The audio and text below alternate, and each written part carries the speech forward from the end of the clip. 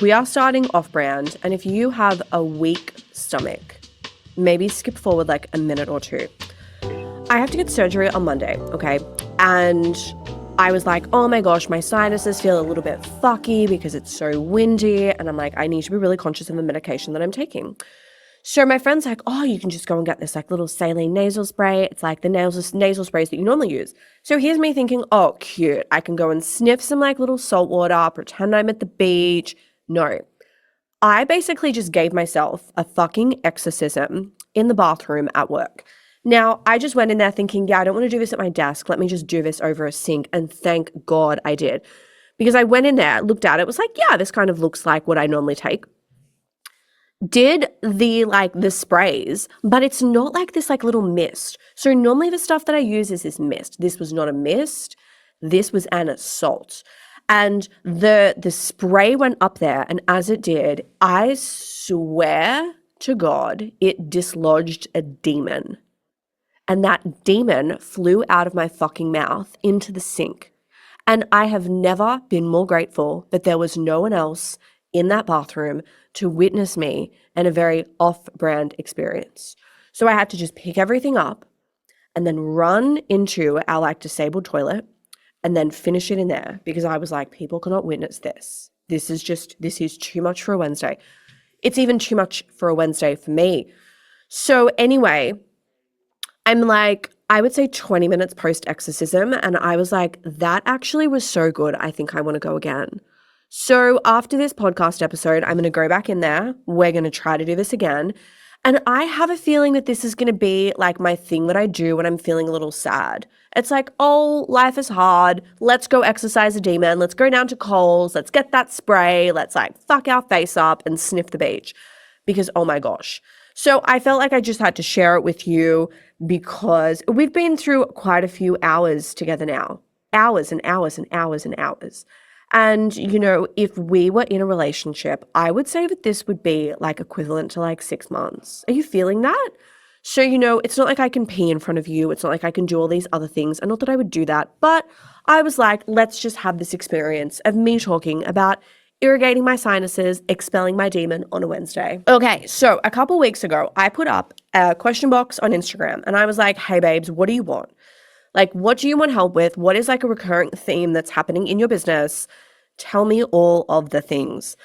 And there was something that 3 people said, and it was, how do I sack a client? So what do you do when it's a, hey, it's actually not me, it's you experience, and you want to sack a client? This is going to be one for service providers. So if you are e-com, feel free to listen in because I'm probably going to address some things that are going to be really helpful for you.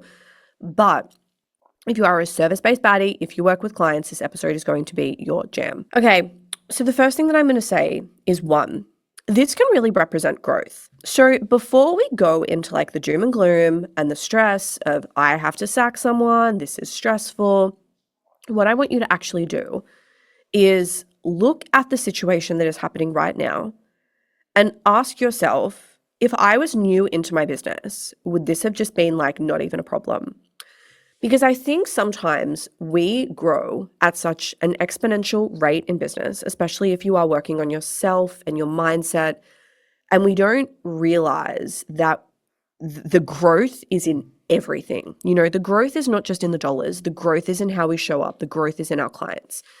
So the first thing to do is look at this situation and look at a past version of yourself and be like, would I have put up with this? And if there is a chance that you're like, yeah, awesome. Because the thing is, this now represents the fact that you have had growth within your business. And this is just probably either a client that you need to break up with, or something that you need to reestablish the relationship with, or something where you need to get really clear on yourself. Hey, babe, we're not doing this moving forward. You said that you were not going to do this. So let's like put a firm boundary in place. So that is the first thing. There is a really, There's a really good book by a guy called Alan Weiss, and it's Weiss spelt Weiss, I think, Alan Weiss. And I think it's called like 7-Figure Consulting. It's like one of his most popular books. And he talks about the fact that, you know, if you run a good business and you are regularly increasing your prices and you are growing, you will break up with clients and you'll break up with them regularly because that is a side effect of growth. I think a lot of people are like, oh, growth is so sexy, and growth is sexy, but growth can also be really terrifying because it forces us to kind of level up in so many areas and have so many hard conversations that a past version of you wouldn't even fathom that you would be dealing with this kind of crap right now, right? Like, you can think when you started, you were happy to have clients, you were happy to have money, when now you are in a period of discernment. We are refining things. So this is a good problem. So with that, before we do anything, before we have conversations, before we go and rant, before we go and bitch to our business friends, like, oh my God, I can't stand this client. Before we do anything irrational, what we are going to do is get clear on our boundaries and our standards. Now, this is something, if you work with me, I tell you to revisit all of the time. Ideally, we should be doing this in line with Basque Quarters.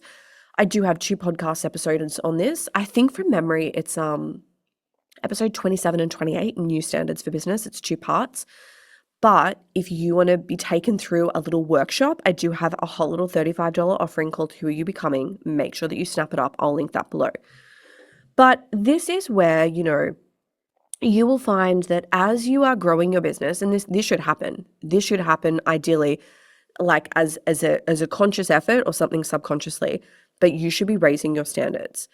And then with that, we have our boundaries to ensure that this happens. So our standards will give us the life that we have now, so that if someone else followed our standards, they also would have our life, okay? So this is where with your clients, it's going to be really good for you to work out, what are my actual standards? Is it that, I work with clients that respect the boundaries in the hours that are set? Is it that your standards are you attract people that respect you and work with you at a peer-to-peer level, and not like that you are their little do-everything bitch? This is going to really vary from business to business and depending on like where you are in business. So I want to read something to you. So I've got some of my standards that I had set at the start of the year. I'm just going to read a couple out, which maybe give you some ideas. So I work with clients who respect me and value my expertise. I get paid on time. I don't get sucked into client drama and drama stories. I'm a big picture thinker and will always see what's possible for clients. I work with businesses that are in line with my values and personal ethics, that I keep a word and promise to myself. I say no to clients where I feel their energy may suck mine and where it's not a good fit. I won't work with a client even if I need the money when I know that they are not a fit. These are just some examples of what this can look like. And it would be really cool for you to kind of write down these new standards and audit what is happening with your current clients. Now, if this is something where they're just like not honoring your boundaries, or it's something that could be a conversation, this is where, you can just send an email out, or you can send something being like, hey, in line with spring or in line with whatever, we are doing some spring cleaning, or in line with the new Basque Quarter, or like whatever. Look at a calendar, be like, what the fuck is coming up? And then give yourself a challenge and just try to make that work. And be like, we actually have some new things that we are like doing in our business. So how I would say this is, we're spring cleaning our shit up, bitches. And with that, we just want to highlight some new standards that we have. Have a read of this. And this is like moving forward, what PB is going to be about. If you have any questions, please hit reply. We look forward to you leveling up your standards as well, and for our relationship to get even hotter. That's kind of how I would say it.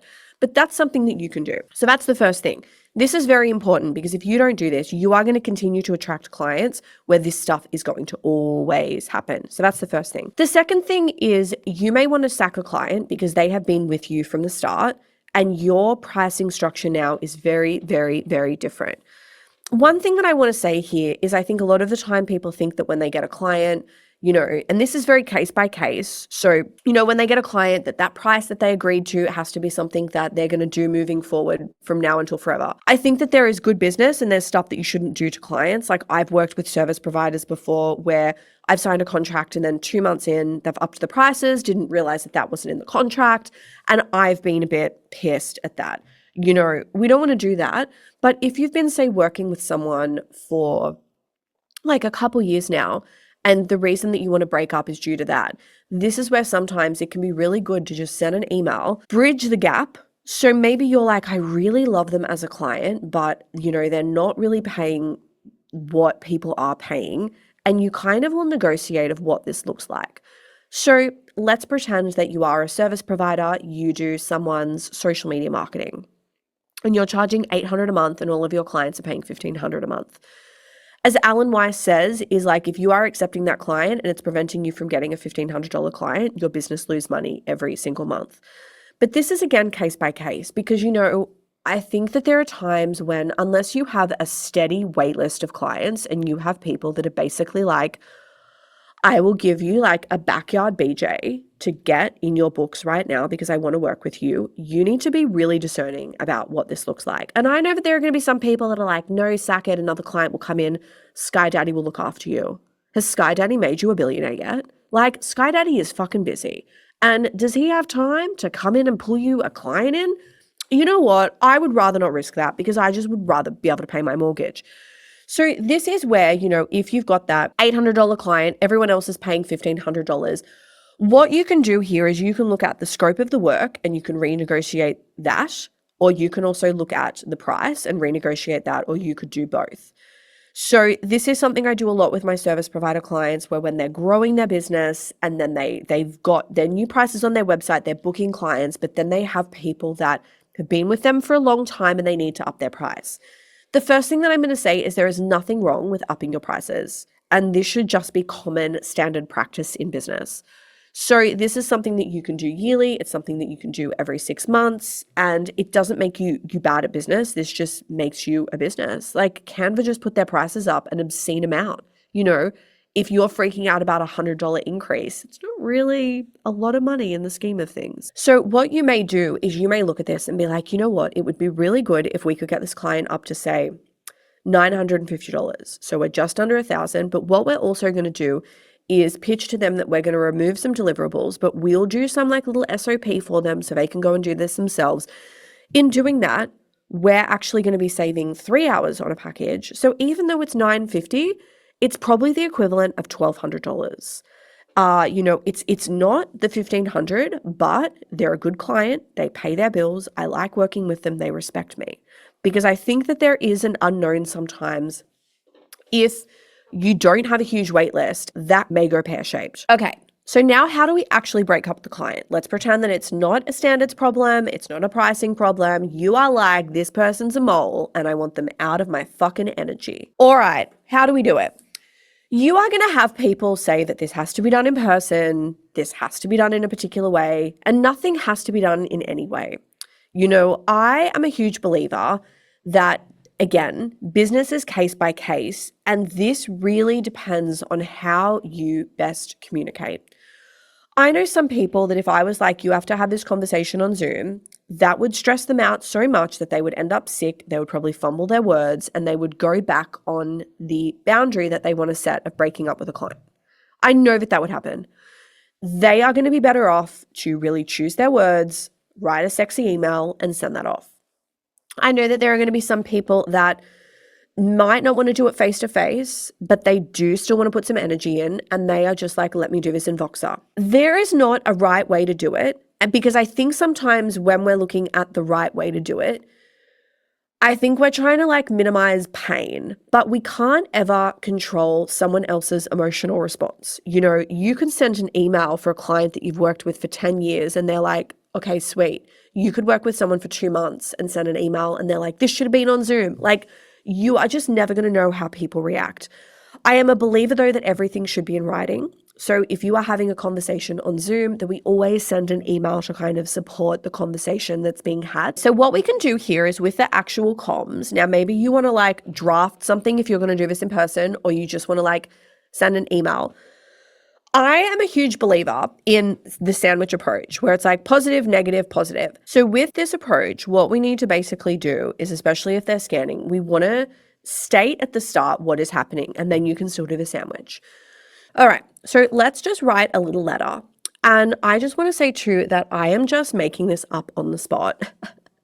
So don't feel that you need to kind of put so much into this and like that it's going to take you a heap of time. But let's just pretend, again, we'll go with a social media agency for a second and just say that your client's a mole and you hate her and you're like, I'm done. We've tried everything. We've just got to break up. This is where you can be like, Hey, Sally, I want to have a talk about our relationship moving forward from October 1st and our decision not to continue with services. New paragraph.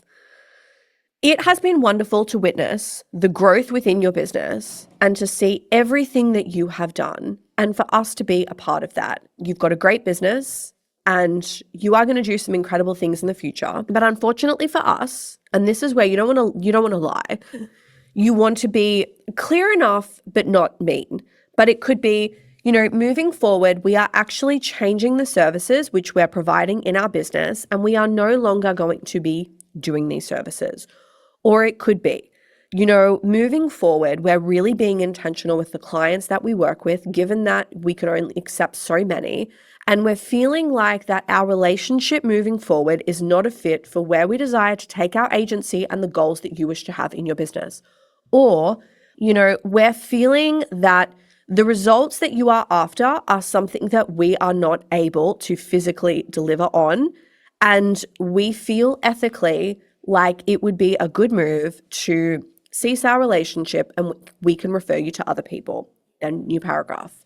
It's again been such a pleasure working with you. You don't have to say that. You could say, again, we are hope that you can find a replacement in this time. You could say, I hope this doesn't come as too much of a shock with you, but I know that you are going to find the perfect person that is going to be happy to work within your business and is going to take your business to its next stage of growth. Sign off, done. You could be like, if you wish, I'm happy to refer you to someone, or I know someone that could work with you, or if I know any colleagues that are hiring or doing this, I'll keep an ear out, whatever you want. We want to keep it short. We want to not burn the fucking bridge, okay? Even if the person has been a downright fucking asshole, don't burn the bridge because you never know who they know. And you also never know what that person is going through. And I know some of you may be like, yeah, but they're just vile. I get that, but you still don't know. And would you rather have this person come back saying, hey, I was awful to you and I am so apologetic and you are really classy and graceful and thank you so much for your approach? Or would you rather than be like, you know what, I had a really shit time, but that person's a ripe asshole, okay? Because for me, I would rather always end a relationship in a classy way so that person kind of is like, oh, fuck, did I stuff up there? Or what did I do? And, this is something that I've taken from dating. It's like, I never want to blow up a relationship where someone's like, she's a fucking psychopath. I want them to look back and be like, wow, I fucked up there, didn't I? So this is something in business where you could be like, if this was a relationship, how would I want this to end? Okay. How would I want, knowing that they are probably going to talk about me to other people and I can only be in control of so much, how would I want this to end? And then the thing is you have to send it or you have to do it. This is why I gave you an option of an email, because I know for some of you, if you have to schedule a Zoom call and you are having problems with a client and accountability and them turning up, this call's never going to happen. Okay. Sometimes it's better to just rip the Band-Aid off, send an email. And if you communicate on something like Voxer, you could say, hey, Sally, we have just sent you an email. Could you please just check that out? I'm more than happy to have a chat. We can hop on Zoom after or feel free to shoot me through a voice note, but just let me know when you've read it. Something like that. This is, again, going to be case by case, business by business. There is not going to be something that can be applied for everyone because we all have different businesses, different brand voices, different clients. And the relationship is going to look so different.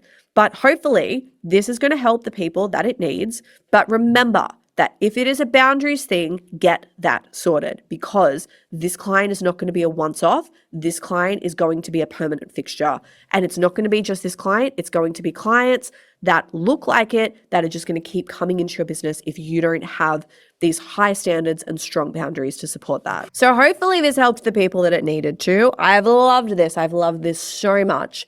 I love this. I love you. I've loved you more than my toilet exorcism. Wow. It, again, was holy. I am going to go and do another one. I'm actually really pumped. So I love you more than that. I love you more than the sunshine. Oh my gosh, how lucky are we? I woke up this morning. I have my little morning ritual where I get up, I pee, I stand in the shower. The shower is not on, but I do have a window in my bathroom. I open it and I look towards the sunshine. I get it in my eyes and I do this little tapping thing where I rub my body and I tap it. It looks like a lot. I don't know if I'm ever going to be able to continue this if I get a partner, or maybe I'll just like bring them in on that journey. So I love you more than my sexy little morning ritual. We finish with an espresso and then I get started with my day. I love you more than that. Oh my gosh, I love you more than my co-working space. I'm in a meeting room right now. The lighting is actually terrible, but people walk past and they look in. And I've rebranded that to not, oh, they're curious, they're looking in. I'm like, look at everyone checking me out. It's a fun little reframe. You can take that through your day. You'll feel very good. You'll be like, look at everyone checking me out. Look at this. Love that. So that's fun. I love you more than the abundance of tissues that we have at work. Tissues are a funny one because, you don't want to we've got these like paper towels. You don't want to like blow your nose with paper towel. I want like a tissue, and we have like good tissues and they're everywhere. There's boxes everywhere. And it just feels like, it feels pleasant and it feels polite. And I'm really a fan of that. We need a food one. Oh, what do I love you more than? Oh my gosh. Okay. There's a restaurant near me and they do this like, I think it's like a barramundi fillet, but the side that it comes with is like braised greens. It's like this braised like kale, and I think it's silver beet. Holy fuck, I could eat a whole bowl of this. It feels like spa food. It's like salty and garlicky and lemony, and it is incredible. They give you a tiny bit on the side, but again, I could eat like a whole bowl. Like I fuck with kale and I fuck with kale hard. Kale is so good. Loving Earth used to do, the kale chips, but you could buy them in bulk. You could buy like, I think it was like a kilo or a 2 kilo bag. It was so big. I used to buy that and that would be like my favorite snack. Incredible. Sensational. I'm actually salivating now thinking about it. Oh my gosh, how lucky are we? I love this. I love this. And I love you, and I love that you're here, and I love that you're listening. You're hot, you're sexy. You've got some good things coming. You've got some money and some compliments and like good weather and good hair days. Bye.